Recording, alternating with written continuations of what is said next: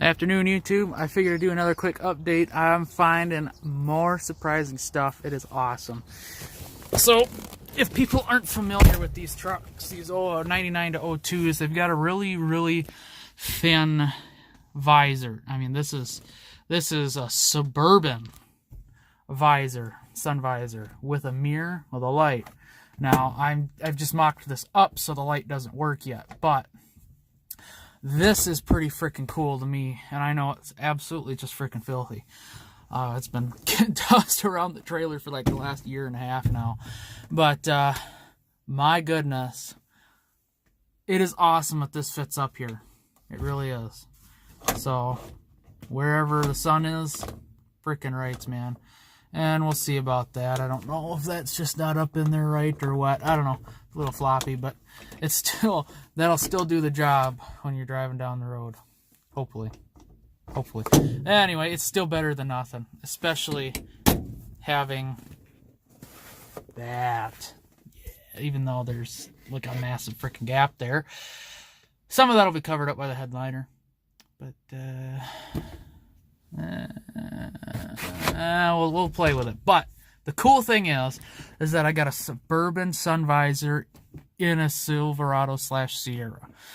Now, the cool thing, why that's so cool, is because the original visors for this truck, which are actually right here,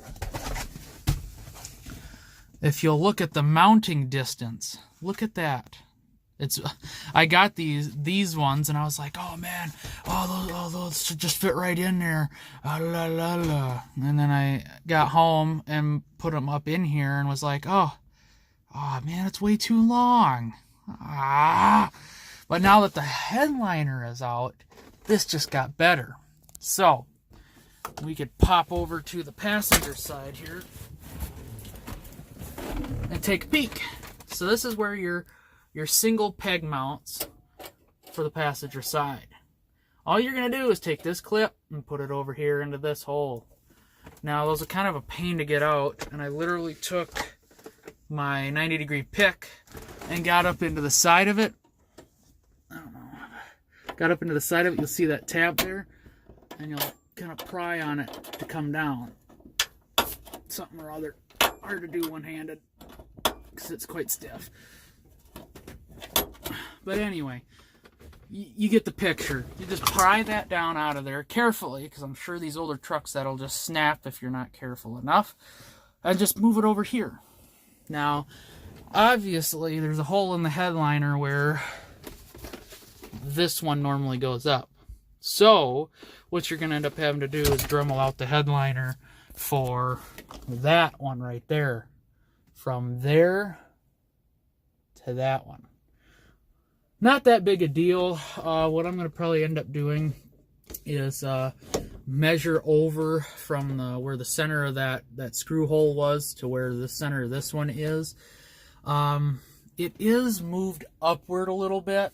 So I guess what I'm going to do is do my best to Dremel out only what I need to do for that peg to go through, which I believe is only just a little hole.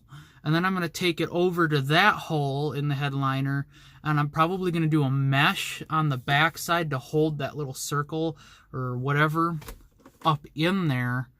And I mean, from this point of view, I don't know that you'll ever see it. I mean, that you might, well, even then, it's a peak. But, you know, if you're just driving along, you're not paying attention. I mean, with the headliner, you shouldn't even really notice, I guess. So, I found that really exciting that this header piece was pretty much the exact same as a Suburban. It is this, you know, chassis of these vehicles is shared a lot with Suburbans and whatnot, so that's exciting. And then obviously I cut I had the other one in here, and I grabbed one with me, but I grabbed the pigtail. I just cut the wires off after the pigtail, so I've got those, and those are just going to get wired in probably up here. I'm probably going to tie in off of the factory. Well, I can't there, can I? One of those is a constant power now, I believe. I think I wired one of those up to a constant power, and obviously, ooh, that's going to be difficult, though, because the ground. So, basically, what I'm going to do is I'm going to run a ground off that stud in the side here that I always normally tie off to. I showed in an earlier video. Once you pull that side panel off, there's a screw that a bolt coming out with a nut on that the dash mounts to, and I just take that off, and I put a little, it's my ground bolt, nut, stud, whatever. So I'm going to bring that up. I'm going to tie both sides into that ground, and then one of these should be a constant power, I believe, at this point in time, because I think this has constant, yeah, that's got constant power all the time. So I'll just tie into a constant power here, so that way, you know, when you open up the mirror, you'll have lights, and I'll get some LEDs for those. I did on my Seville, and that, oh my gosh, people are just like, that's so incredibly bright, and it's just like, yeah, I know, it's awesome. So I am so excited. I know these things have been beat up and ripped up now. They've been bouncing around the garage and the trailer for a year and a half. Once I brought them home and saw they didn't fit, I was like, well, that's the end of that, I guess. It really freaking sucks, but it's not the end. Now that I pulled the headliner out, I can do so much more stuff. It's projects that got put on the sideline that I can freaking finally pick back up. So I'm about to call the dealer and ask them where the temp sensor is for this, because it's pre-wired. It's got the wires for the temp sensor. So where's the plug at? Because I've got the sensor off of another truck down on the front of the transcooler there. I want to know where the plug is. So I'm going to call them. Hopefully they can find out. Tomorrow is the day that this truck goes in for service. So, taking a peek up here. Oh, come on. Focus. What is your problem? Like, it is not even trying. I swear. What in the world? This is YouTube's camera app or whatever. But anyway, you can see this pinch weld that the windshield is glued to looks solid all the way across until you get to about over here. It starts to get a little crusty looking, but I don't really see any orange or anything. So I'm hoping that they won't have to do too much. And looking up in here, you can't really see anything. It looks clean. So I'm hoping it's just surface rust and it won't cost me a freaking arm and a leg. So I've got other bills I want to take care of. I'm working on getting debt free so we can continue to do more builds. Oh man, it's getting pretty exciting. Dad was looking at not wanting to sell the LLY engine after we fix it. He's just like, I don't want to put money into it to just sell it. Because in reality, we're not getting that much profit off of it. We're probably going to sell the engine for about $3,700 or so, because we paid $4,300 for that sucker. So, and he only put $20,000-$30,000 on it maximum, absolute maximum, before he overheated it. Well, the truck overheated. He didn't do it on purpose. So, but you know, supposedly we're just thinking it needs heads. We're going to pull the engine, have the heads checked, all that good stuff, and see what it needs. If it needs heads, it's about $700-$800. We're going to try and do that because it's already got head studs. It's already been deleted. The heads have already been cleaned. The guy cleaned them for us because they were just full of sludge and whatnot. So we're going to try, and he's like, I want to use it for a project or something. I was just like, I got the best project in mind for that. And I'm hoping another project might come into the future here real quick, or there's a possibility that engine could get slipped into something real cool. I'm hoping it'll go along with my one idea, though, that's very feasible. So keep you guys updated as that moves along. The engine might get pulled this summer. It might not. It's still, I don't like the idea of it sitting there because there's mice living in the engine bay now, and I've got, everything's closed off, other than you can see the turbo wheel. Everything's closed off, the turbo system and everything, so it's not like they're going to get in this stuff and pack it full of garbage. So I just don't want them chewing up the wiring harness because it's intact, and that's worth something. Obviously, we need it if we're going to drop it into something. I'll show you what's going on with Dad's truck, because it's in the garage being frickin' ripped apart and whatever else. Now the unfortunate thing with this truck, God dang app work, is Dad bought this truck. It was supposed to be a screaming deal for the most part. I think 173 or 178,000 miles on it. When he picked it up, obviously it's an 06 LLY. VIN 2 for the 06 year, and I mean, from first glance, there's nothing wrong with it. It looks great. The rockers look absolutely mint, nothing wrong.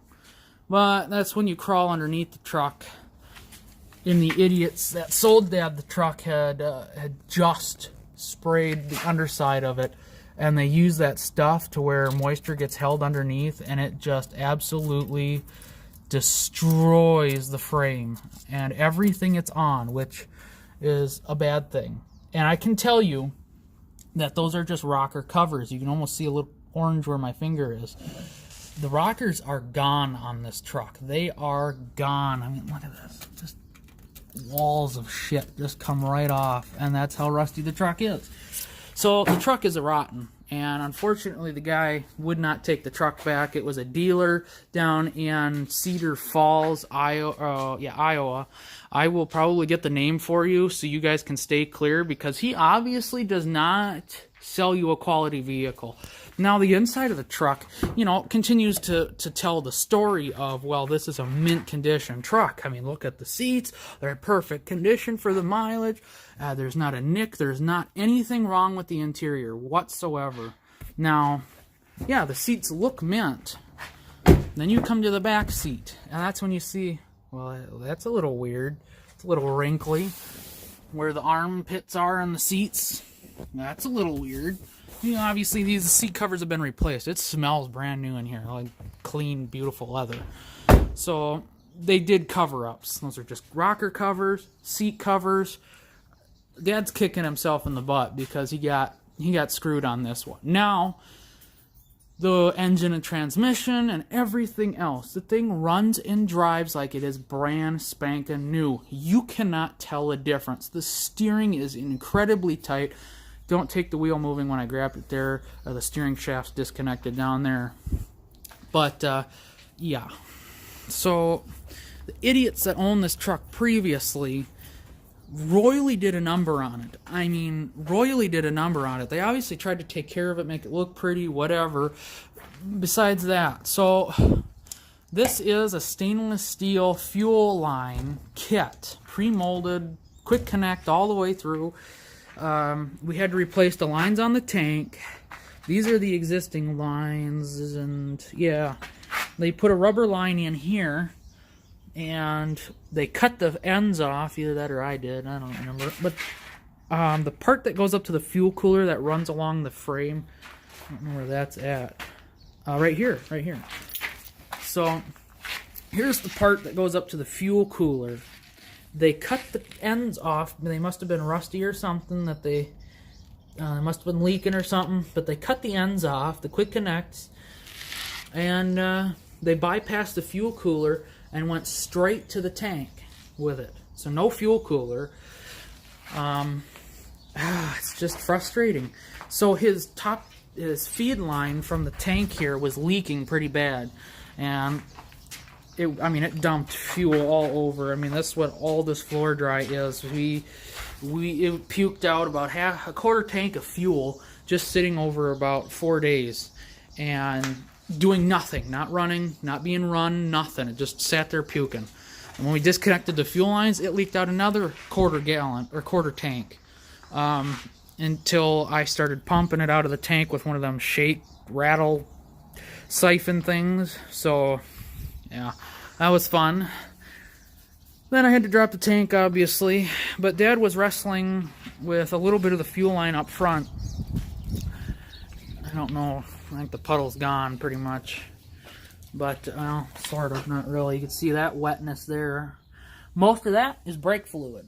Now, I showed you the rust on the frame. The brake lines are no better, and I know you can't really see, and I don't think there's a light around here. But these the brake lines are just as rotten as the frame is. And all he did was had to rub a brake line just the right way, not a whole lot of pressure, and it started puking. Same thing back here. While I was wrestling with the fuel tank, I got it out, and then I noticed a little bit of wetness up on top of the frame where the brake lines are. And I said, this better not be what it, because it was right underneath the fill neck. I was like, this better not be what I think it is. And I touched the brake line, and it just snapped. I was like, oh, man. So that is a Dorman stainless steel fuel line kit. I'll have the part number for you probably in the next video when the truck is done. And then we ordered a stainless steel Dorman brake line kit. Pre-molded, supposed to go in, whatever. That's going to be a battle. Getting the lines up the front that are all curvy and windy up to the engine. Oh, that was a battle. That took us about 3 hours to get that sucker up in there. We tried this way, that way, and every way, and just dumb. So it's a pain in the butt, but it needed to be done. Whole kit caboodle needed to be done. So when this truck's done, it'll run and drive and stop and supply fuel like a brand new truck. So that's a good thing. I mean, this truck was bone stock when he got it, and it's still stock under the hood, other than the intake. EGR's still there, everything. You know, we're working on it. We're working on it. We've actually got parts up there, downpipe, manifolds and up pipes, high flow. So I talked him into it, and then we put the SMB, we put the MBRP on. So we're working on it. Oh, and I also got him a really cool birthday present as well. And I'll do my next video I'll upload after this one, I guess, will be a review of what I am going to show you here. So it is. I know he'll appreciate it because he's been oogling stuff like this for years. That's the box the frickin' fuel lines came in. And, oh, of course. No. Part number, that's the wrong one. Never mind. So that's not even the fuel lines. Or the right fuel line. Bilstein shocks. Dun, dun, dun. Now, these are the 5100s. Apparently they're not stainless, unfortunately. But, yeah. So he's getting Bilstein shocks. That was his birthday present. And I don't remember, well, yeah, the fuel line. The fuel line was leaking. I figured, you know what, while we're under there, we might as well do the shocks. And that's when everything happened. Bada bing, bada boom. Apparently we're not the only ones. Our neighbor was out there doing ball joints on his Jeep, and it turned into one thing after the other. Sensors and axle seal or something, this, that, the other. He couldn't catch a break either, neither could we. We were both working all weekend long trying to get this shit together. But so he's getting Bilstein shocks, and I'll do a quick review video after this. So, but yeah, it's a lot of stuff going on. Oh yeah, we took the taillight out because it had moisture in it. Put it by the dehumidifier, and just look at that rot. It's just pathetic. So the guy really took Dad for a ride, and the guy, I want to say it's like Auto City in Cedar Falls, Iowa. It's unfortunate. The pictures of this truck look immaculate, and the guy told Dad it's a rust-free truck, but yeah.